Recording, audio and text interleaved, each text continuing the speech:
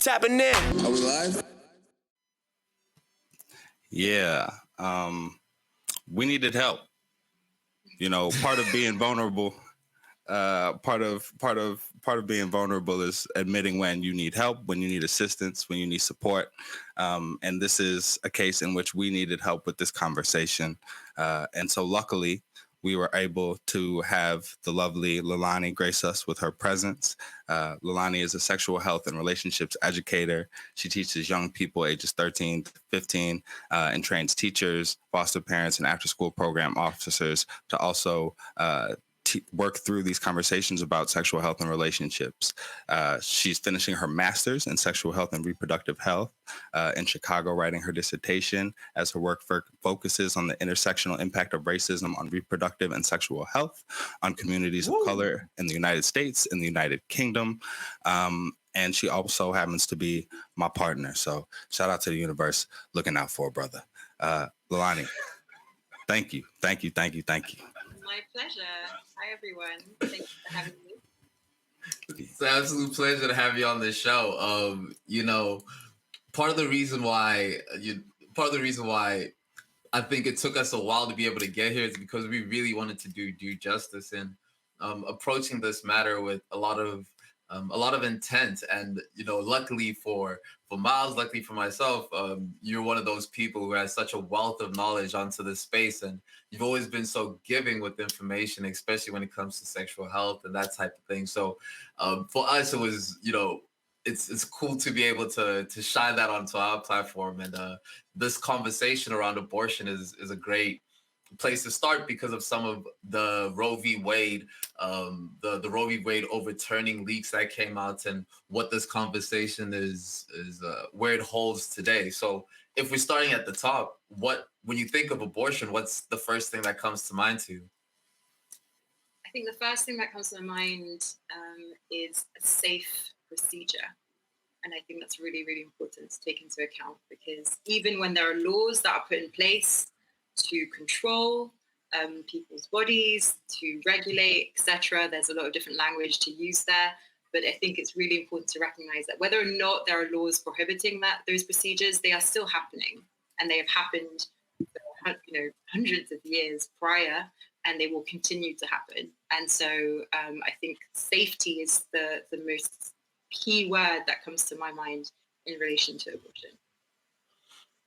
When you say safety, it brings me into, when looking into the Roe v. Wade case, it seems like there is 3 different stages within pregnancy, between the first and third trimesters, where depending on that stage, there's a different reaction by the laws. At the first trimester, an abortion can be done, and please correct me at any point if I'm incorrect. At the first trimester, an abortion can be done legally. Second trimester, it can still be done legally. However, doctors can step in at that point, and then at third trimester, it can only be done if the mother is in danger. Is that correct? Yeah, that's correct. I think when I'm talking about safety, first and foremost, obviously, yes, there are different laws, and that differs from country to country, from state to state. But I am talking about, first and foremost, the mother, which is a gendered word, but the person with the uterus is something I'm going to keep saying, and that's I know it's a mouthful, but the person who is having the procedure done, their safety. And that's not to say we're not, again, mindful of the emotional attachment to the word fetus, and people again translate into the word baby. But I think it's important, again, when we're looking at, first and foremost, the health of the person who needs to have the procedure for whatever reason. And again, what is their physical health? What is their emotional health? What is their mental health? Which is something that I really appreciate you mentioning earlier in the podcast. Again, these are difficult times. How can we support people? And again, these aren't light decisions that anyone is making, but when they do make them, what is the support in place? And again, it's not about criminalizing them for those decisions. On that note of criminalizing, I just want to situate us in this current moment and kind of the legal back and forth that's going on. So the Supreme Court is currently reviewing Dobbs v. Jackson's Women's Health Organization.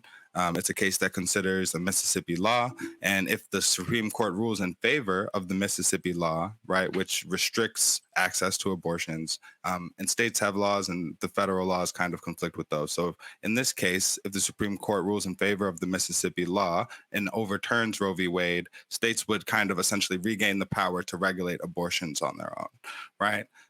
The opinion is a draft. It was penned by Justice Samuel Alito, and they're still editing the document. But what was leaked was essentially that the intention is to overturn Roe v. Wade. And now people are reacting to that, especially because 13 states, including Arkansas, Missouri, and Oklahoma, have what's called trigger laws. That means that as soon as the decision comes out, if it's against Roe v. Wade, then it immediately restricts abortion rights, or at least access to abortion in those states. And so that's why people are responding with urgency, I think. And that's why there's so much political fervor around this, is because, there's certain states and certain parties that have lobbied to put us in this predicament where, like that, a lot of people are going to lose access to critical medical services.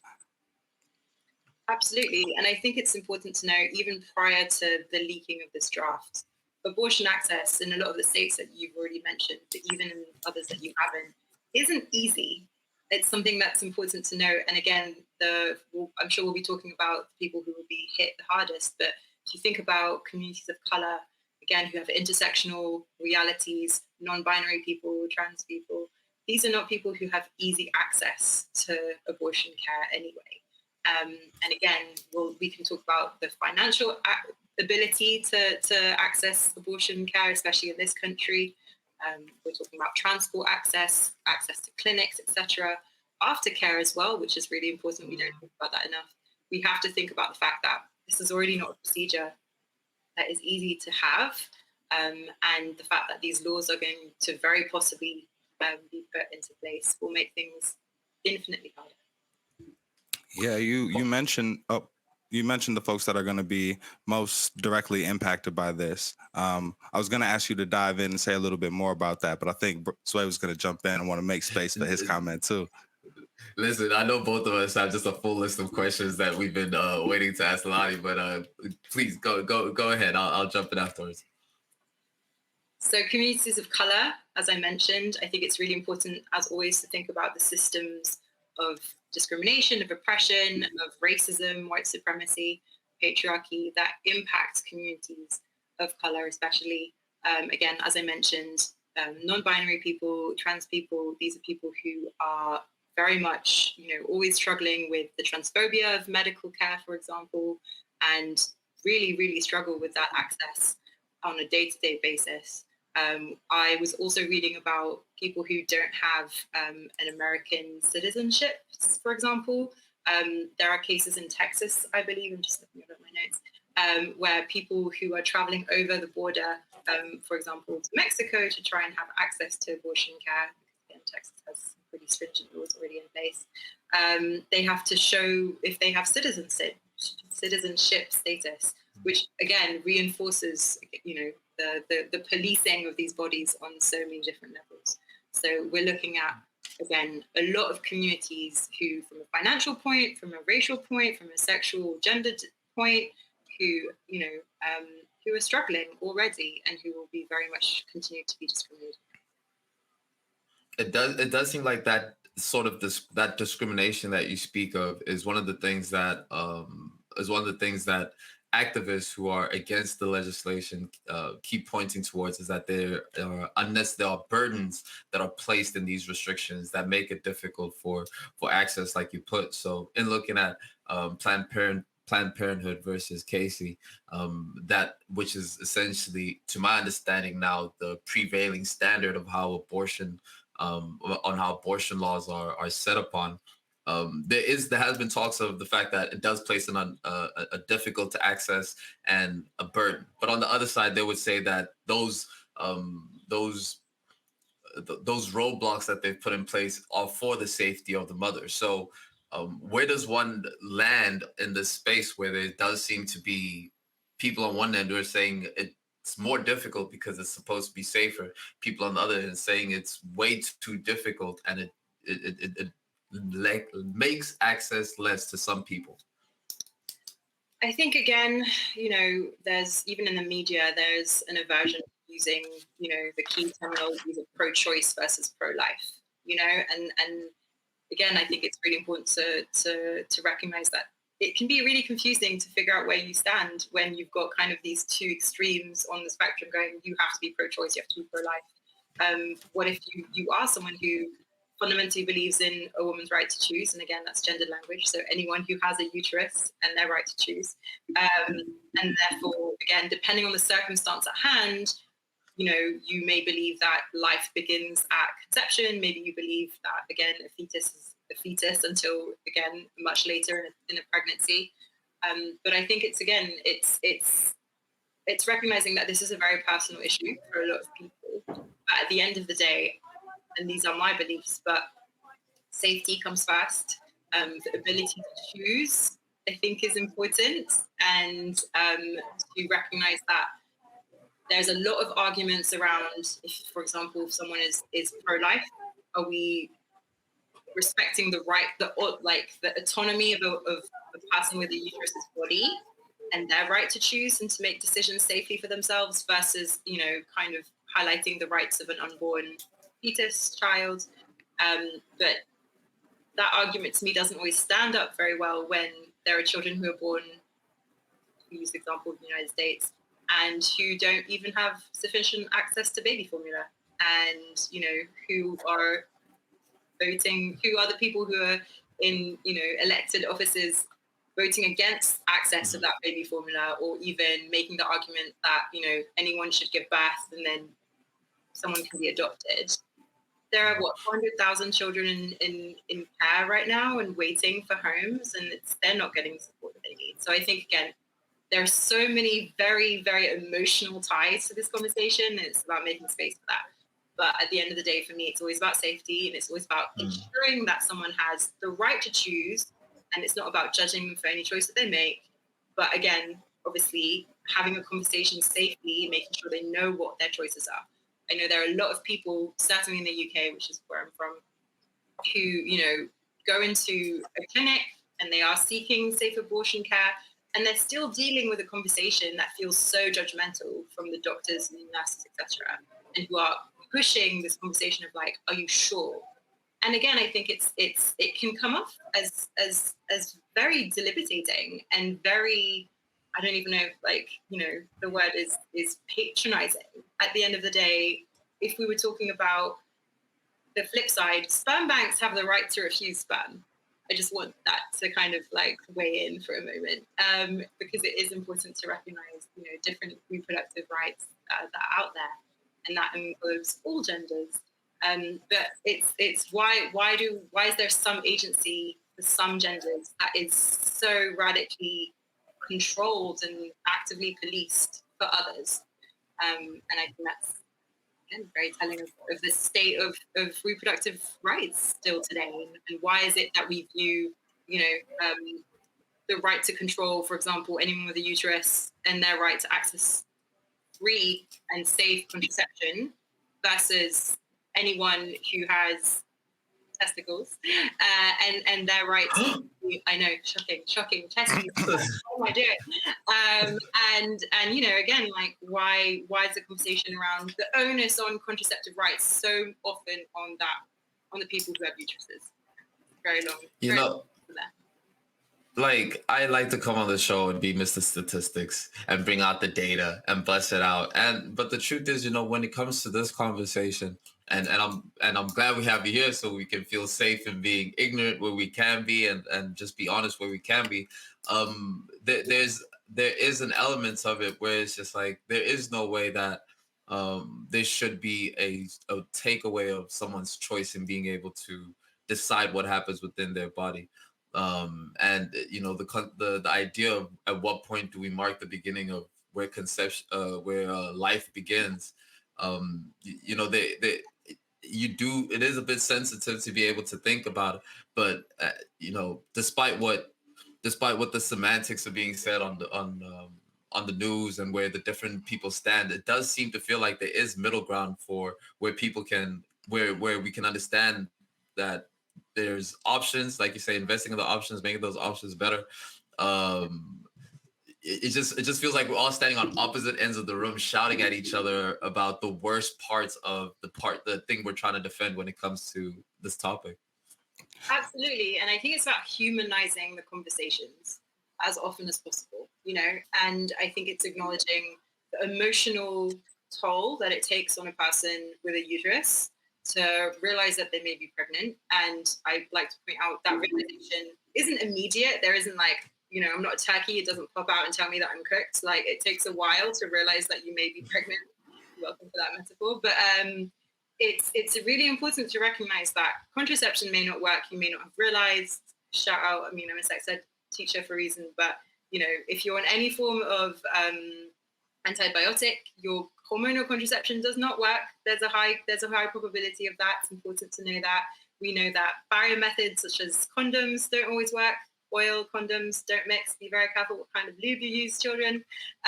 But so whoa! There's a lot of information. You said it right. Yeah. Slow. I'm not catching these. You gotta slow it down. Please say those again one more time for everybody else. So if I'm talking about that window of time when you might not realize that you're pregnant, right? And again, realizing takes a while because you may, for example, be on a form of hormonal contraception, which are most of the forms of contraception that people with uteruses have to take in order to regulate their cycle, prevent pregnancy. Okay, so it's important to know that when you're on any form of antibiotics, that kind of mess with your hormonal contraception. And that's not something that people always know. For example, if you're moving around countries and time zones, if you're not taking that contraception, if, for example, taking a form of a pill, if you're taking that orally every single day, time zones can mess you up. I think it's just really important to recognize that no form of contraception is 100%. And if we're talking about barrier methods, which is what we call forms of condoms, that can be internal condoms, external condoms, please be mindful of the fact that if you use any products that has oil in it, so whether that's oil-based lubricant or if that's, for example, lipstick, because that's important to recognize that might come in contact with a condom at some point. Or, for example, if we're talking about, people being like, I'm going to use coconut oil because it's so good for the body. Please don't do that. Because any form of oil that has contact with a condom can make it split. And so these are all things that I dedicate myself to teaching, but especially as, whether you're a young adult or, an adult now, most of us haven't had the comprehensive sexual health education that we needed. And so we are constantly, and I count myself in this, constantly catching up with that information. So it's important to know that there are many reasons why, if you are on contraception, it might not have worked. And if you, again, didn't think of having contraception or if you forgot it, whatever, if you had any form of unprotected sex, it might take a while to realize that you are pregnant. And so coming back to my point, it's important to recognize the emotional toll on someone who may have just realized that they are pregnant. And obviously this is something about, okay, what do I do now? Am I in a financial place? Am I in an emotional place? I think it's important to recognize, am I in a mature enough place to have a child? Again, all the realities of that conversation. But let's, as much as possible, also make space for whomever might, be the sperm donor of that interaction. How do they feel in that moment? And again, humanizing that space as much as possible and creating safe spaces for people to have conversations about anything that, people feel strongly about is difficult. But I think it's really, really important for us to try as much as possible to facilitate those conversations. Well, as a potential sperm donor, I appreciate you acknowledging our role in all of this, and I want to come back to that. But I also really appreciated you kind of making space for the lack of knowledge and acknowledging that part of that is the system and kind of an intentionality or a taboo around not talking about sexual and reproductive health. Maybe the thing we're most united in across these conversations is like confusion and not knowing. So Zwei, you mentioned data. I actually stumbled across some of that in researching for Stumbled Upon, and found that in the United States, only 19% of respondents correctly understood that giving birth is less safe than having an abortion. 31% of respondents weren't sure whether doctors who provide abortions are licensed medical professionals like other doctors, and they are. So there's a lot that we don't know. And that's kind of held true over time, like on a lot of different issues, including like racism and LGBTQ plus rights. People's thoughts and ideas about it have shifted a lot over time, but the ideas about abortion have held steady for a really long time. Across like different who's asking the question, whether it's political, whether it's for science, like people kind of have this even keel thought, and it doesn't reflect these two extremes that we've been talking about, right? The majority of people in the United States, at least, and I want us to get into like kind of comparisons with other spaces as well, but they want legal access to abortion with restrictions, right? For especially for health and consent reasons. And so, Zwei, again, what you were saying before about us not wanting to see this middle ground, whatever data we've been able to capture does suggest that there is more of a middle ground than these two extremes. And it's interesting to me that through we can't see ourselves past these stances we've decided to put in the ground. So it's really tough. And I feel like I don't know. I guess this is where I'll turn it to Lil to tell us a little bit more about kind of parallels in the UK. Do you feel like it's as politicized? And do you think some of what we've seen, the conversations and the legislation, will affect things across the pond? So I think that's a good question. I don't know if I would say it's as politicized, but I wouldn't ever say that it's not as emotional a topic. I think it has been politicized massively in the United States. I think, again, the UK has a different history of even, for example, our religious history is very different. And I think there is, again, a correlation still in terms of how faith-based communities feel very, very strongly about abortion care. And we can get into that a little bit. But I think that has impacted how, again, abortion rights have maybe viewed differently in the UK. I still want to be very clear. There is no country that I know of that has perfect abortion care laws. So I've just been studying in Scotland, and if I use Scotland as an example, Scotland at the moment, again, is at the forefront of a lot of great things. Again, they have a very comprehensive sexual health education, which is ahead of England. But at the same time, they don't quite have the same level of abortion care. So that is to say, let me just check, that they don't have the same health boards. So that's right. They don't have sufficient health boards to cover abortions up to the legal limit, which means since 2019, 170 Scottish women, which is to say about one Scottish woman a week, had to travel to England to receive sufficient abortion care. And so again, we're looking at countries who you would hope from a developmental point have the sufficient resources and don't. But at the same time, the UK, which is to say Wales, England, and Scotland, still live under this Victorian law, which requires that any person with a uterus wanting, needing, requiring an abortion needs that to be approved by two different doctors. And that has to be done in good faith, which, by the way, from a legal standpoint, can be interpreted in a great many ways. And I'm laughing, but it's not funny. And needing two doctors is problematic because, again, those who are pro those roadblocks will say, no, that's needed. That's how we ensure that someone isn't, jumping to conclusions and therefore decisions, which again, I think is very patronizing. But when you're looking from a pragmatic and practical reality, needing two different doctors is complicated, especially when, we're very lucky we have the NHS, the National Health Service, which is essentially ensuring free healthcare in the UK. But it's a very busy system and take into account the fact that we're still in a pandemic. It's a very overwrought system, and means it's very, very complicated to need two different doctors to ascertain whether or not the person who wants this procedure is making the right decision for themselves. So again, there's no right model. I will still say it's something that needs to be evolved and needs to be addressed. Equally, in Scotland, they have a huge problem with protests outside their clinics.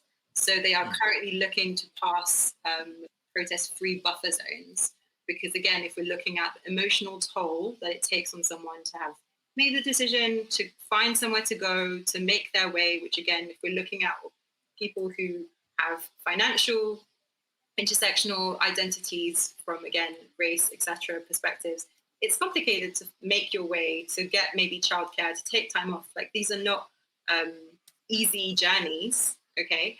And the fact that then making their way to a clinic and people are harassing them, people are abusing them on their way to those clinics, making them feel unsafe, making them feel like their identities aren't being protected. This isn't okay. And I know this is a problem that exists across the world, but certainly in terms of UK laws and the human rights that we try to embody, that's not okay. So Scotland is looking at passing that, but things aren't perfect. So that's so insightful.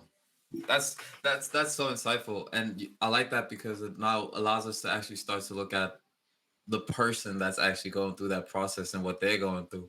And it touches on a question that we just got in the comments section. Shout out to Tony for asking it. He says, what are the best ways to help the second party, partner, or community around the person if the person has decided to get an abortion? How can we help support the individual who's going to be undergoing the act? That's a great question. I love that question. I think, again, it's really, really important to humanize the reality of that lived experience. So in terms of support, emotional support is really, really key. It's about, to me, checking in with that person, asking them, first and foremost, what kind of support do they feel they need? That conversation, if they can have it, if they're willing to have it, is important. And then again, I think it's thinking about what is that journey going to look like for them. If we're looking at, again, even the practical elements of, how is that person going to get there? Do they need help getting there? Do they need help coming home? For example, in the UK, you get asked if someone's coming to get you from the clinic to help you get home. I think that's really, really important. Do they want you to wait in the waiting room? Things like that. If not, again, are they willing for you to come in and help them after the procedure and look after them? There are some amazing local abortion funds if we're thinking about more like a second party who we don't know, who is part of the community. Planned Parenthood does amazing work, but they are a national program and organization, and they can't be everywhere. And they certainly can't fund abortions for everyone. So I really, really recommend try and find your local abortion funds, because those are the community-based, grassroots-based community organizations who are aware of what's going on the ground, again, who will hopefully be able to help people who are, again, in terms of intersectional identities, have the most need for that assistance, and be able to kind of give a little bit of a blueprint of what the local procedures may be, what are the local clinics that are safe to go to, again, maybe who don't have protesters outside, things like that. Well, as you share with us some of the things that we can do and maybe make ourselves aware of, I wanted to share some resources that you provided for folks to check out. And also that question leads me to think about our role in this as dudes. And as I think about a lot of the hot phrases that have floated around this conversation, I think there's a confusing narrative where this is being framed as a women's issue. But I think I would say that this podcast has a consistent track record of advocating for men as caregivers as well, right? And so part of the responsibility and role of being a caregiver is being involved in these conversations. So, and knowing, right, about your rights and about how we can work together to support access and freedom of choice. And so when you hear things like, if you don't have a uterus, shut up, I would love, Lil, for you to just kind of illuminate your perspective on what that really means. So again, these these expressions are so often, about interpretation. So to me personally, I think it's about reiterating that it's not about controlling a person's body. It's about ensuring that they have the ability to make that choice safely. I can give you a little bit of a sex ed moment, but when I teach about consent, which I think is really important across the board, we talk about the ability to make a choice safely, the literal yes or no. We talk about the dynamics of power that might be impacting that person in that moment. And I mean that positively as well as I mean that negatively. And again, we talk about, what are the circumstances in terms of ability? So that can be physical, that can be mental, all of those realities. And so, I mean, truly, what are the different influences that impact someone's ability to make that choice safely? So that is the element of please don't control someone's body in that way.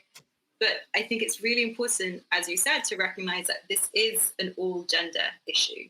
And so as people who identify as men, like it is really, really important to acknowledge that this is an issue that impacts you, right? And I think we've seen that a little bit. I don't know if anyone's been kind of keeping an eye on the protests that happened after the leak, but it's the most we've ever seen men represented in those protests, which was wonderful to see. But please think about how, again, if you are people who identify as men, for example, if suddenly whomever you may be having sex with turns around and goes, I may be pregnant, and they don't have the ability to have a safe procedure, how is that going to impact you? And you do have a responsibility there. You have an element of accountability, which is important. And hopefully you can have that safe conversation with that person and be like, this is what I would prefer, absolutely. But this is something that impacts you. And I think it will be really, really important to recognize what those consequences may be once this law is overturned.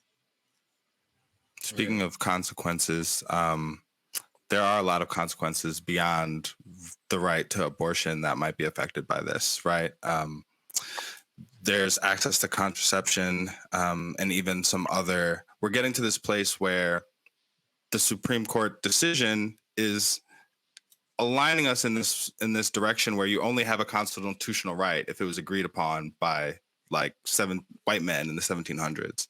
And that puts a lot of other things at stake. So before we close this conversation out with some things that people can do again and remind them of some ways that they can reach out and get involved, Lil, can you kind of outline for us a little bit of those other implications that this might have? Absolutely. So I'm just going to read the legal bit for a second. So the legal principles that the Supreme Court said in 1973 are the basis for the right to abortion are the same ones they relied on to recognize that other rights are not explicitly noted in the Constitution. And when we say not explicitly noted, we are talking about, like you mentioned, contraception. And so I think in this moment, I'll be like, look, Plan B is something that I think is going to come up very quickly. It won't be contraceptive access isn't part of Roe v. Wade, but I'm saying it's going to be like a landslide. And so Plan B, which a lot of people know to kind of more colloquially call morning after pill, the sex ed in me is like, please don't only call it that, because it's not something that you can only take the morning after. You can take it up to, depending on the pill, 72 hours. But a lot of people still call it that. That is not an abortion pill, by the way, and that's important to know. It is something that prevents ovulation or delays it. So it's not qualifiable as any type of abortion procedure. But so I believe truly that contraception will be affected. There will be impact on that. I think IVF will come into play as well. People who may not be able to conceive, naturally. I think, again, that will be very complicated for a lot of people. And again, if we're looking at the rights that are not explicitly noted in the Constitution, we're looking at a variety of different rights that have, again, from a societal evolution come into play. So we're looking at LGBTQ plus rights, absolutely. Same-sex marriage was passed in 2015 by the Supreme Court. And I think, again, that 7 years is not, constitutional history by any means. So I think that can be easily overturned. Interracial marriage would be another one, which became legal in 1967. And actually, I've got contraception became legal in 1965, which again is very recent if we're thinking about the span of history. So again, I think it's really important to acknowledge that legal precedents occur and then things get very scary very quickly. And I'll just jump in for one other point that I wanted to make regarding just kind of legal care. Once abortion care in different states becomes illegal, things like data and your privacy come into play. So a lot of people, including myself, track our cycles through different fertility apps. Really helpful, it's really easy. The problem with that is a lot of them sell off your data.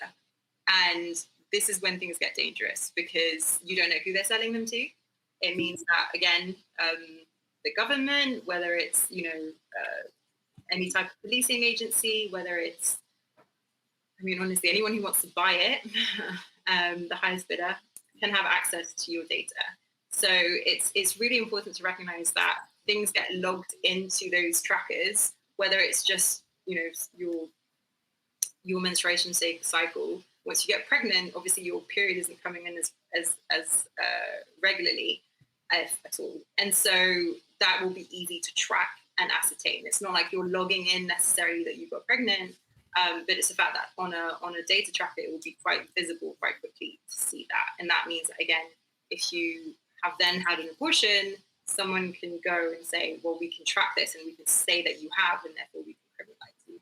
So it's important to recognize that it's not about scaring everyone in terms of please don't track your cycles, because it's important to, but there are apps that have much more encrypted privacy realities. And for example, I know that I was looking up, I think Google, any kind of Apple Health app as well, which I think does track that cycle. That is safer.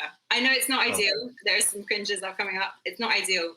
And it's, one of the recommendations I was reading was just like, do it on paper, which we may not always want to do. I don't trust myself with an Excel spreadsheet. So I think it's just important to know the risks and then as much as possible do your research. But I will say it was scary for me to be like, that's the app I use. That's not great. That data isn't safe now. Was it ever? But more importantly, now whose hands they can afford? So it's just important to know. So in the hopes of making this very, very scary conversation a little bit more digestible and approachable and leaving folks with something to do, I think one, and a lot of what you've highlighted, Lil, is that this is a very local issue. It depends on where you are and what state you live in, if you're in the United States. So I'll share this map right quick so folks can get an understanding. Check your state out, know what the status is. And then if you want to express your support, you can tap into your local reproductive rights, justice, and health community. Ask them how you can be involved. There are people doing the work already, I promise you, near you. So you can donate to your local abortion fund and other practical support organizations. Check out your local ACLU. They are working to protect access in states that don't have abortion restrictions so that people who do can travel to those states and are able to get care quickly. There are also a few organizations approaching it from a national level that are run by women of color, including National Latina Institute for Reproductive Justice and New Voices for Reproductive Justice. So check them out, support, and also make sure that wherever you are at home, you put your hands together and say a gigantic thank you to Leilani for joining us, being our expert, taking care of us through this conversation. We appreciate you so much. It was my pleasure to be here. Thank you so much. And I know there was a lot of information that I was lobbing out there. So if there are any follow-up questions, anyone, just interested in knowing more, I'm here. I'm glad to help. Yeah, drop a comment. You know what I'm saying? We'll put y'all in touch. We'll get somebody to you.